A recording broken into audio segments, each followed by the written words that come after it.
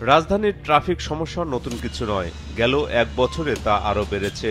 বিশেষ করে বাংলার টেসলা খ্যাত ব্যাটারি চালিত অটোরিকশাগুলোর ঝুঁকিপূর্ণ চলাচলে রুটিনে পরিণত হয়েছে। ছোট এই বাহনগুলো সোজা কিংবা উল্টো পথে যখন তখন ঢুকে পড়ছে মহাসড়ক, প্রধান সড়ক, এমনকি উড়াল সেতুতেও।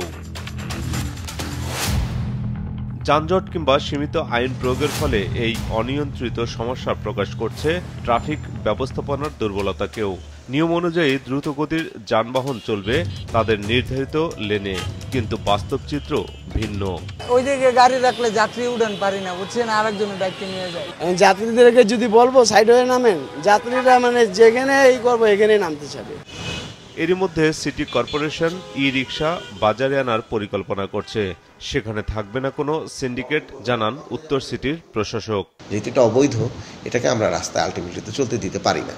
তো সুতরাং যারাই বানাচ্ছেন বা বানিয়েছেন তাদেরকে আমরা এই শহর থেকে এবং ভবিষ্যতে যে কোনো রাস্তা থেকে কিন্তু এটা বন্ধ করে দিতে হবে এবং এগুলো আসলে ডাম্পিংয়ে যেতে হবে। বুয়েট নির্ধারিত যেই ডিজাইন, সেই ডিজাইনের মূল বৈশিষ্ট্যটাই হচ্ছে এটা নিরাপদ বাহন। ওই অপটিমাম লেভেল বিচার করে নতুন বাহনগুলোকে আলটিমেটলি ভবিষ্যতে দেওয়া হবে।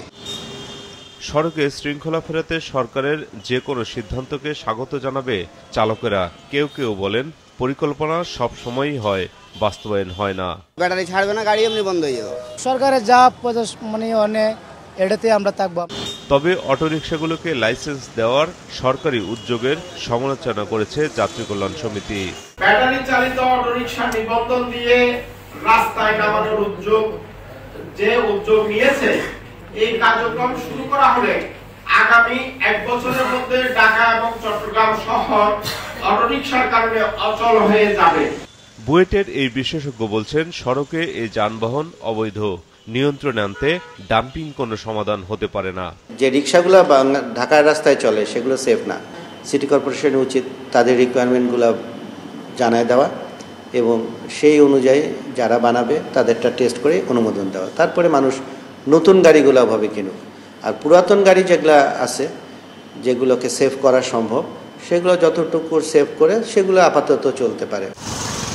বিশেষজ্ঞরা বলছেন, স্বল্পস্থায়ী ও বিচ্ছিন্ন উদ্যোগ দীর্ঘমেয়াদে প্রভাব ফেলতে পারছে না। সেখানে বাসের মতো গণপরিবহনের প্রসারে উদ্যোগ নেওয়া জরুরি বলে মত তাদের। মাহমুদুল হাসান, মাছরাঙা সংবাদ, ঢাকা।